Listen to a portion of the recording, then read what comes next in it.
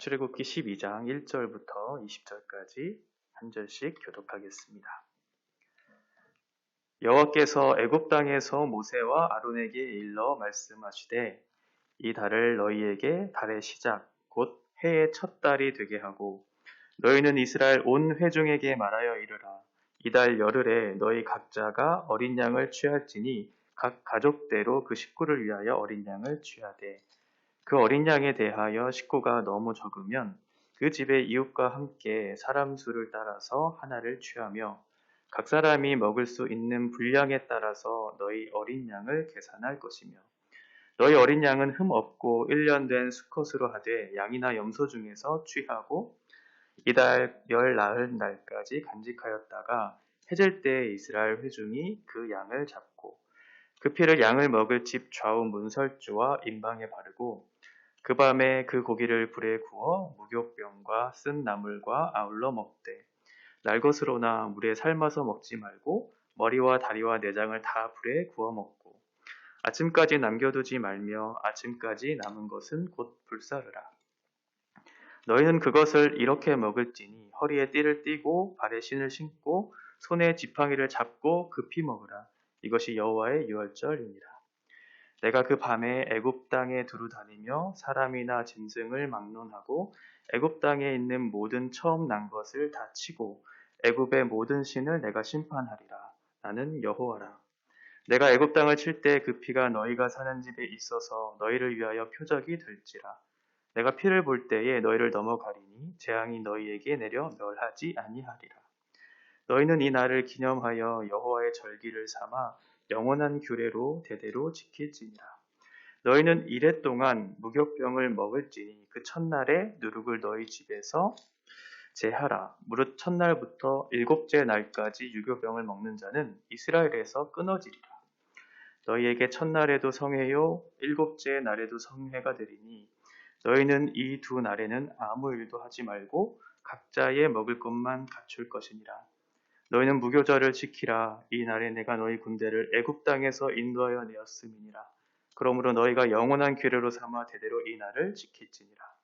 첫째 달 그 달 열 나흔 날 저녁부터 21일 저녁까지 너희는 무교병을 먹을 것이며 이래 동안은 누룩이 너희 집에서 발견되지 아니하도록 하라. 무릇 유교물을 먹는 자는 타국인이든지 본국에서 난 자든지를 막론하고 이스라엘 회중에서 끊어지리니 너희는 아무 유교물이든지 먹지 말고 너희 모든 유하는 곳에서 무교병을 먹을지니라.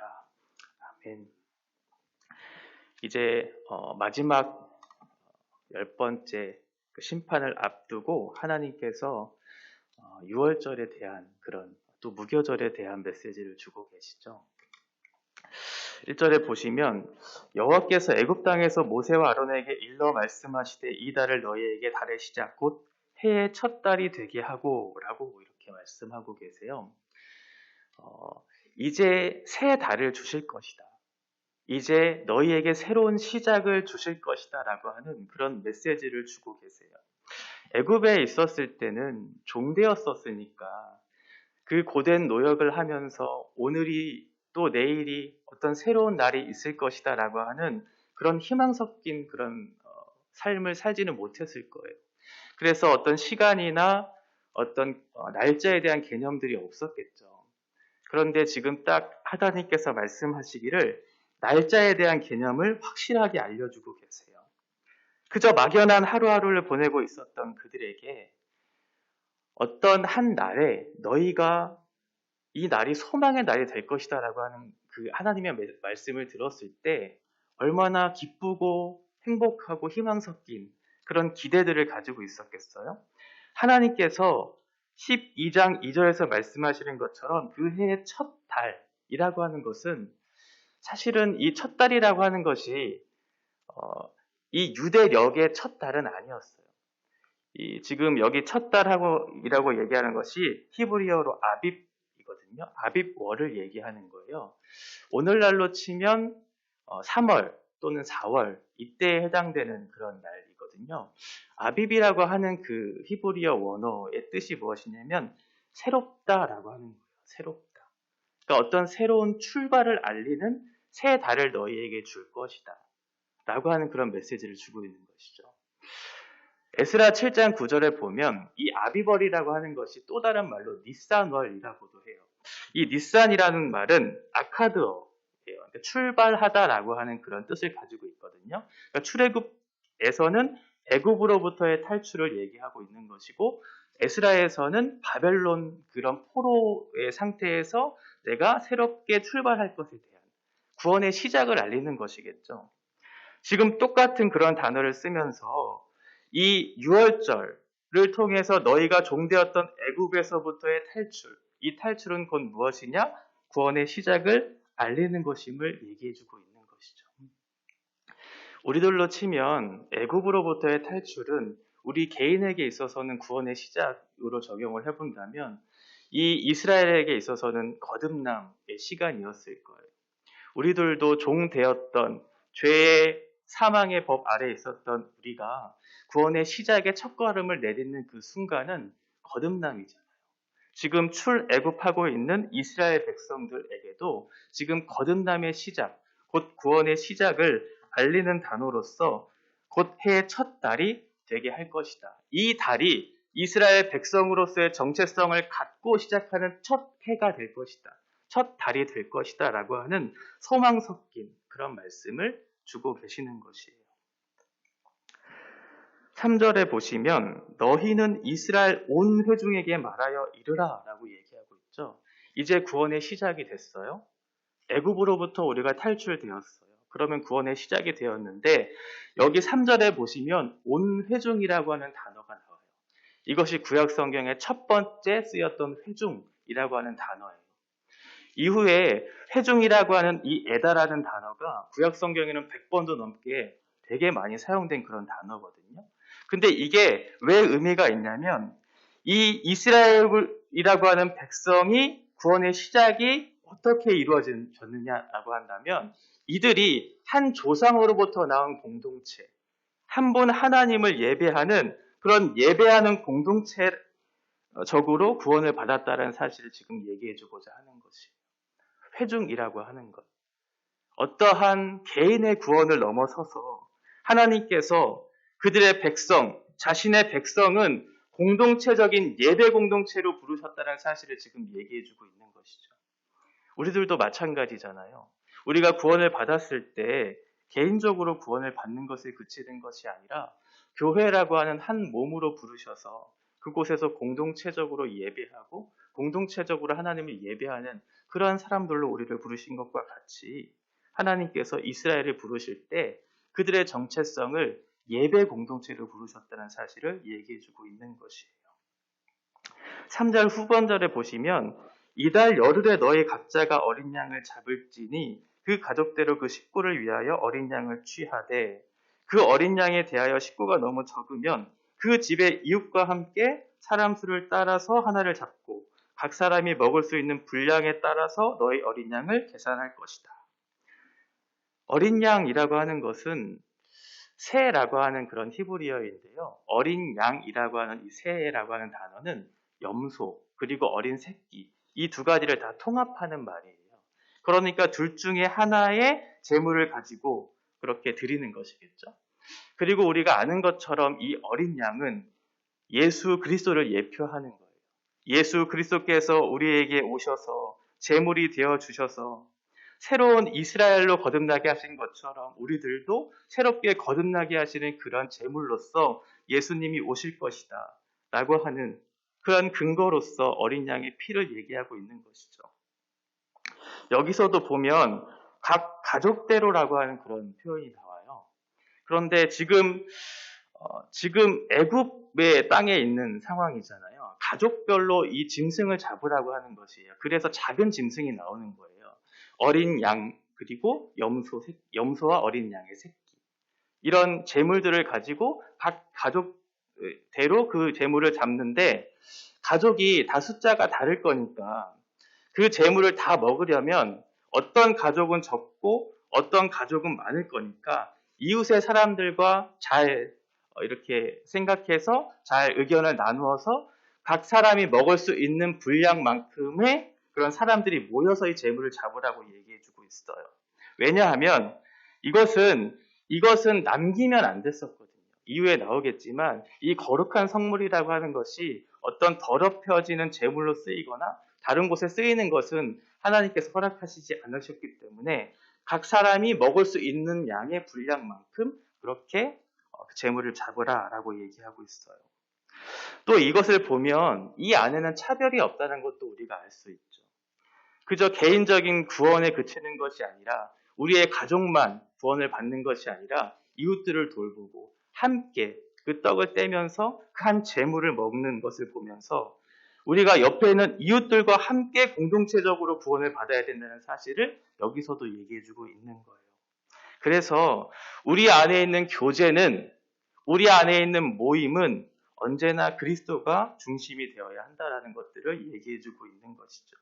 우리 안에 어떤 모임이나 우리 가운데 거하시는 모든 그런 모임 속에서 그리스도가 없다면, 하나님께서 그 자리 가운데 거하시는 일이 없다면 우리의 모임에 큰 의미가 없을 거예요. 하나님께서 그 거하시는 그 자리 속에서 하나님께서 우리를 거룩한 성전으로 지으시기 위한 그런 모임의 성격을 갖고 우리가 함께 예배 공동체로 모인다는 사실을 기억해야 된다는 것이죠. 그런데 이 염소와 어린 양의 제물이 지금 각 가정에서 드려졌잖아요. 그렇기 때문에 작은 짐승이 됐지만 신명기에서 보면 이 제물의 어떤 그 성격이 조금 더 발전되어져 가는 것들을 보게 돼요. 제가 왜 예배 공동체를 계속해서 강조하냐면 5절에 보시면 너희 어린 양은 흠없고 일련된 수컷으로 하되 양이나 염소 중에서 취하고 라고 얘기하잖아요. 그런데 이제 신명기에 가면 이스라엘 백성들이 유월절 절기를 지킬 때 어떻게 그것을 기념하냐면 지금은 각 가정대로 그 짐승을 잡아서 유월절을 그렇게 기념하지만 그때에는 온 회중이 나와서 중앙 성소에서 유월절을 지켜요. 그래서 양이나 염소를 가지고 제물을 가지고 하는 것이 아니라 더 큰 소를 가지고 제물을 드리거든요. 그래서 함께 하나님 앞에 회중으로 나아가는 거예요. 함께 유월절 절기를 지키면서 그렇지 우리는 하나님께서 구원해 주신 이스라엘 공동체지 예배 공동체지라고 하는 그런 정체성을 이 유월절 절기를 통해서도 다시 한번 확인시켜 주는 것이죠. 6절에 보시면 이달 열 나흔 날까지 간직하였다가 해질 때에 이스라엘 회중이 그 양을 잡고 라고 얘기하고 있어요. 10일 날 그 제물을 잡고 나서 또 4일간 기다렸다가 14일 날 제물을 잡는다라고 얘기해주고 있어요. 왜 그랬을까요? 4일 동안이나 굳이 갖고 있어야 할 필요가 있었을까요? 아마도 그 제물은 흠이 없어야 됐기 때문에 그 제물의 상태, 결격 사유가 있는지 없는지에 대한 검증을 할 시간들이 필요했겠죠. 뿐만 아니라 이 유월절이라고 하는 의미, 왜 흠 없는 제물을 드려야 했는지에 대한 의미, 그리고 유월절이 왜 필요했는지에 대한 그런 의미들을 알아가고 설명할 필요가 있었을 거예요. 그저 단순히 하나님께서 하시라고 했으니까 이 유월절을 지키는가 보다라고 하는 것이 아니라 분명한 의미를 알고 유월절을 지켜야 했기 때문에 그 간에 그런 것들을 설명하고 서로 알아가는 그런 기간들이 필요했겠죠. 출애굽기 12장 26절과 27절에 보면 이런 말씀이 나와요. 이후에 너희의 자녀가 묻기를 이 예식이 무슨 뜻이냐 하거든 너희는 이르기를 이는 여호와의 유월절 제사라. 여호와께서 애굽 사람에게 재앙을 내리실 때 애굽에 있는 이스라엘 자손의 집을 넘으사 우리의 집을 구원하셨느니라 라고 얘기해주고 있죠. 유월절의 의미에 대해서 가르치라 라고 얘기해주고 있어요. 그것은 오늘날 우리들에게도 해당되는 말씀이겠죠. 우리가 예배할 때 우리가 어떻게 예배하게 되었는가에 대한 것들을 설명할 수 있어야 돼요. 나 자신이 설명할 수 있어야 되고 우리의 자녀들에게 설명할 수 있어야 돼요. 우리가 어떠한 존재였고 어떠한 상태에 있었는데 그리스도로 말미암아 우리가 구원을 받아 하나님을 예배할 수 있게 되었다. 그 예배가 어떠한 것인지에 대한 분명한 의미를 알고 그것을 따르는 것이 얼마나 중요한 것인지를 설명할 수 있어야 된다는 것이죠. 우리가 예배할 때도 아무런 의식 없이 목적 없이 그것을 깨닫지 못하는 상태로 나와서 예배하는 것은 하나님 앞에 거룩하지 못한 불순한 태도로 하나님을 예배하는 것일 수 있어요. 그러니 우리는 예배할 때 그런 것들을 잘 알고 하나님 앞에 예배하는 태도가 필요하겠죠. 7절에 보시면 그 피를 양을 먹을 집 좌우 문설지의 임방에 바르고 라고 얘기해요. 어린 양의 피를 임방에 바르고 문설주에 바른다는 것은 속죄의 행위겠죠. 이것을 통해서 나의 죄사함을 얻을 것이다 라고 하는 그런 행위의 표현이었겠고, 하나님께서 말씀하시는 것들에 대한 말씀에 대한 순종, 또한 믿음의 행위이기도 했을 거예요. 이 피를 보고 우리의 죄를 넘어가시는, 그래서 구원해 주시는 하나님에 대한 순종과 믿음의 태도가 이곳에 있었겠죠. 우리의 태도 가운데서도 있겠죠. 우리의 죄된 고백, 이 죄의 고백, 그리고 예수 그리스도에 대한 분명한 믿음의 고백, 그것이 순종과 믿음으로 나타난다면 하나님께서 구원해 주실 것이다 라고 하는 그런 확신이 우리 가운데 있는 것처럼, 이들의 마음속에서도 그 피를 바르면서 하나님께서 이것을 통해서 구원해 주실 것이다 라고 하는 간절함과 순종과 믿음의 모습들이, 속죄의 행위들이 이 가운데 다 나타났을 거예요. 8절, 그 밤에 그 고기를 불에 구워 무교병과 쓴 나물과 아울러 먹되라고 얘기하고 있죠. 불에 굽는다는 것은 매우 간편한 요리였을 거예요. 그리고 아주 신속하게 할 수 있는 그런 요리였을 거예요. 따로 손질하지 않고 각을 떠서 이것들을 하지 않아도 됐기 때문에 매우 간편한 요리가 됐겠죠.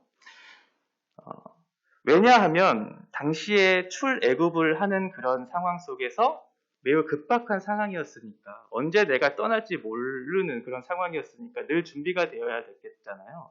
그러니까 빠르게 이 요리를 해야 할 필요가 있었겠죠. 여러 개 음식을 만들고 그렇게 있을 시간들이 없었을 거예요. 그리고 또 하나는 무교병을 만들어서 무교병을 먹으라고 얘기하고 있어요.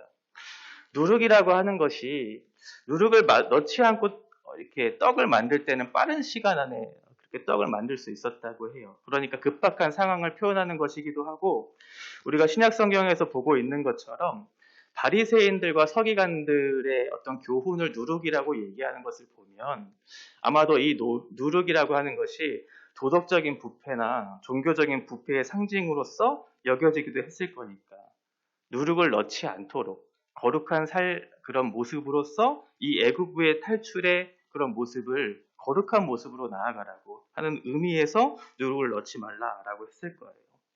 또 하나 쓴 나물이라고 하는 것은 애굽에서의 고통스러운 그런 상황들이 있었을 거니까 그것들을 다시 한번 상기시키는 의미에서 쓴 나물을 먹게 하셨을 거예요.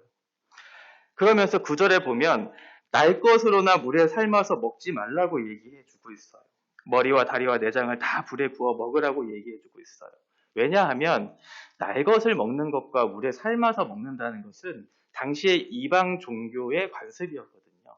그러니까 애굽을 탈출하면서 애굽에 있었던 과거의권들을 다 끊고 이제 새로운 시작을 하기 위해서는 이제 그 땅에서 누렸던, 그 땅에서 행하고 있었던 그 모든 것들을 제거하는 의미로서 날 것과 삶아 있는 것들을 먹지 말라라고 하는 그런 의미에서 제거의 의미로서 이것들을 말씀하신 것이겠죠. 10절에서는 아침까지 남겨두지 말라. 아침까지 남은 것은 곧 불사르리라. 이 아침까지 남기지 말라라고 하는 것은 아까 말씀드렸던 것처럼 거룩한 재물, 흠이 없는 재물이 더럽혀지지 않도록, 혹시나 다른 곳에 쓰이면 안 되니까요. 그런 의미에서 아침까지 남겨두지 말고 불을 태워야 했었던 것이죠. 그러면서 이 애굽의 사건이 얼만큼 급박하게 너희들이 준비해야 하는지에 대한 상황들을 11절에 잘 묘사해주고 있는데, 너희는 그것을 이렇게 먹을 것이다. 허리에 띠를 띠고 발에 신을 신고 손에 지팡이를 잡고 급히 먹으라. 이것이 여호와의 유월절이다 라고 얘기해요. 허리에 띠를 띈다는 것은 어떤 여행을 했을 때나 아니면 경주를 할 때나 전쟁을 할 때 보통 이게 허리에 띠를 띠는 그런 일들을 했었거든요. 매우 급박하고 준비가 되어야 하는 그런 상황들이었겠죠. 그런데 당시 유대인의 식사를 보면, 유대인의 식사는 굉장히 긴 의자와 잘 준비된 의자와 기대서 먹을 수 있는 방석을 옆에 끼고 느긋하고 편안한 자세로 식사를 했던 것을 우리가 볼 수 있거든요. 그런데 그런 모든 식사의 관습들을 다 깨고 급히 먹으라고 얘기해주고 있어요. 급히. 급히라고 하는 이 히피존이라고 하는 이 단어가 황급하다라고 하는 첫 번째 의미가 있어요. 이것은 급히 먹으라고 하는 이 말씀 속에 담겨져 있는 의미겠죠.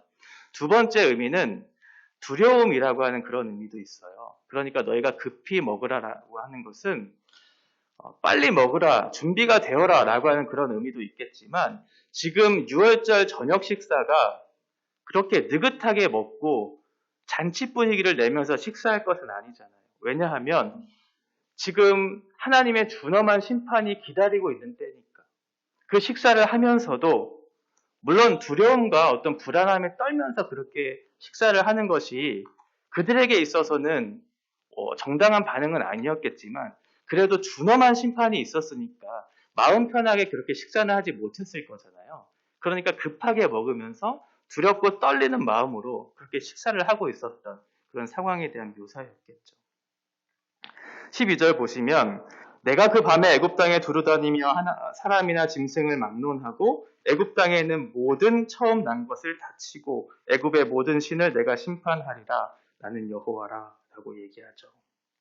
사람뿐만 아니라 짐승을 다 막론하고 처음 난 것, 장자를 심판하시겠다. 장자를 심판하시겠다는 것은 대표성을 갖고 있기 때문에 모든 것을 심판하시겠다는 그런 의미겠죠.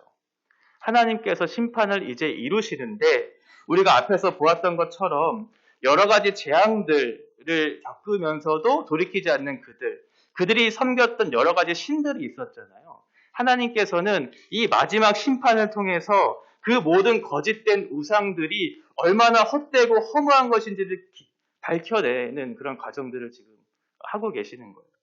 너희가 믿는 신들은 다 허무하고 헛된 거야 라고 하면서 하나님만이 유일한 참 신이심을 스스로 밝히고 있는 그런 상황이죠. 13절 내가 애굽 땅을 칠 때 그 피가 너희가 사는 집에 있어서 너희를 위하여 표적이 될지라 내가 피를 볼 때 너희를 넘어가리니 재앙이 너희에게 내려 멸하지 아니하리라. 이 표적이라고 하는 것은 어떤 신호, 어떤 깃발 이런 것들을 이야기해요. 문설주와 임방에 뿌려진 어린 양의 피가 하나의 사인이 됐겠죠. 그리고 하나의 근거가 됐겠죠. 예수 그리스도의 피가 근거가 되어서 그들을 구원해 주신 것, 그리고 우리를 구원해 주신 것처럼 하나의 표시로서, 하나의 사인으로서 우리에게 주신 거예요. 그 표시가 있는 사람들에게는 형벌이 주어지지 않고 죄에 대한 책임을 묻지 않으세요. 우리들에게도 그런 사인이 있겠죠.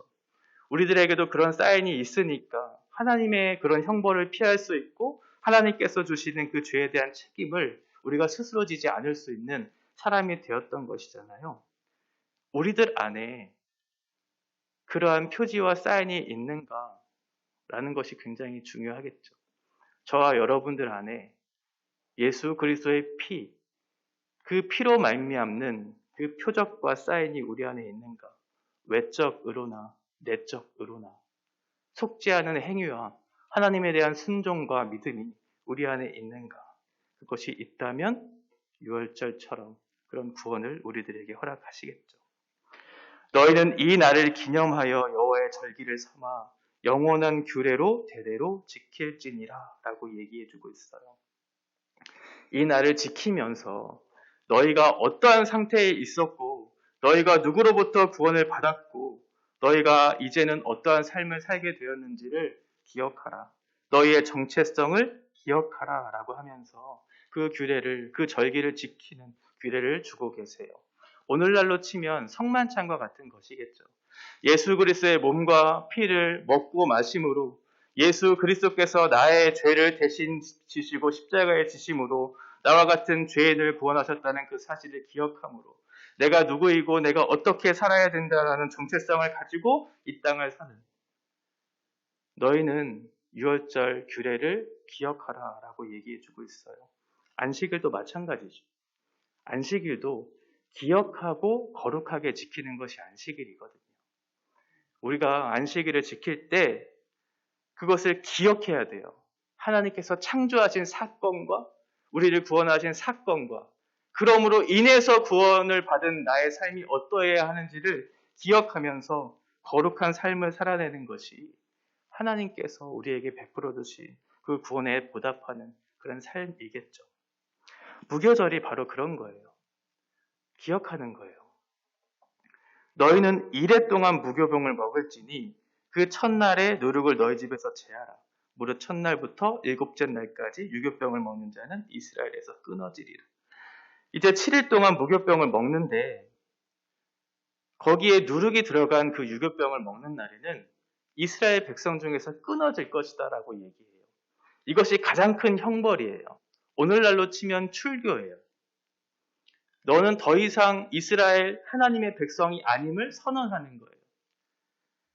너희 안에 거룩한 것이 아닌 그런 부패한 것들로 나에게 나아온다면 내가 하나님의 백성으로서 이 모든 특권들에서 너를 제하여 버릴 것이다 라고 하는 그런 형벌을 얘기해주고 있는 것이죠.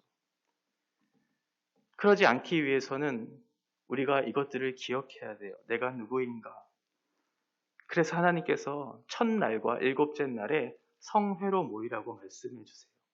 너희가 하나님을 예배하는 예배 공동체이지 않느냐라고 하면서 첫째 날과 일곱째 날에 성회로 모여 하나님을 예배하라고 그렇게 얘기하고 있어요.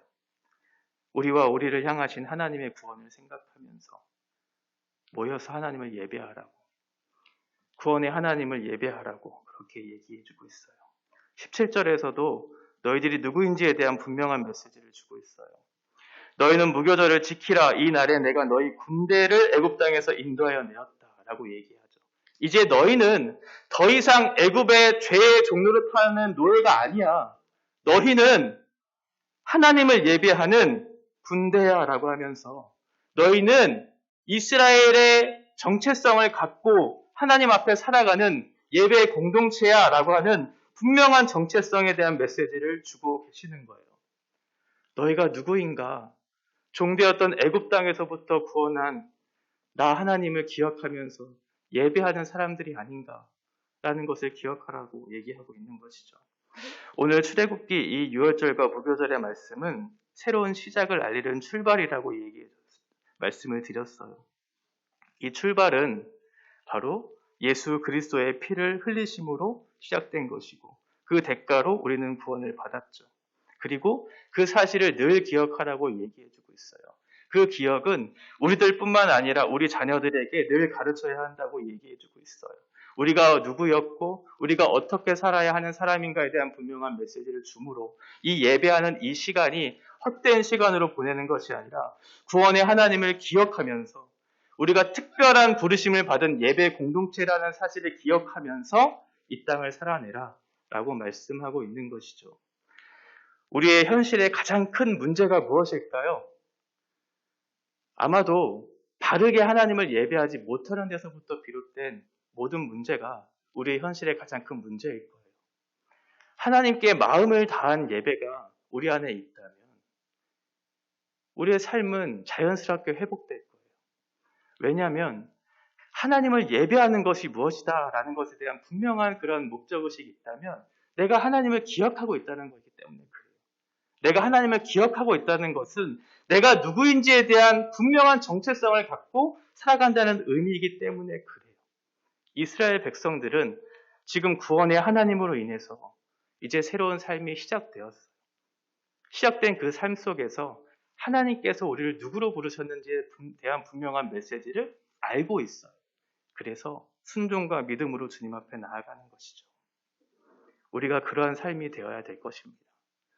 단순히 말씀을 듣는 것으로 우리의 마음을 위로받고 말씀을 듣는 것으로 우리의 삶을 정당화하는 것이 아니라 우리가 누구인가?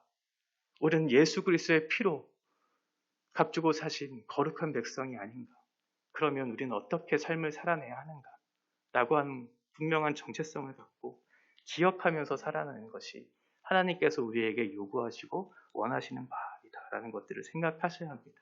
그렇지 않으면 우리의 예배와 우리의 모든 삶과 우리의 신앙의 모든 종교적 행위가 아무런 의미 없이 그저 물 흘러가듯 허무한 것에 종노릇하며 살아갈 수밖에 없게 되기 때문에 그래요. 그래서 하나님께서는 기억하라고 말씀하시는 것이죠. 기억하라. 내가 누구인지 기억하라. 너희가 어떠한 삶을 살아야 되는지 기억하라. 라고 하면서 우리의 정체성에 대해서 계속해서 묻고 있는 것입니다. 오늘 우리가 살아갈 때 우리가 누구인가, 내가 어떻게 살아야 되는가 라고 하는 정체성을 묻고 확인하면서 하나님 앞에 한 걸음 한 걸음 걸어가는 저와 여러분의 삶이 되어지기를 바랍니다. 기도하겠습니다. 하나님 아버지, 출애굽은 단순히 죄된 어떤 상황에서 벗어나는 것만을 이야기하지 않습니다. 이제 구원의 시작을 알리는 그런 시작점임을 우리들에게 말씀해 주십니다.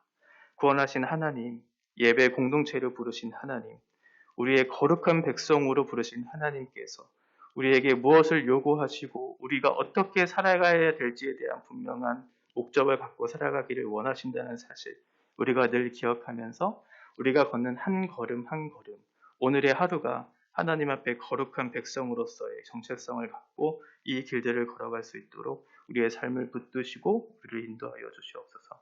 예수님의 이름으로 기도합니다. 아멘.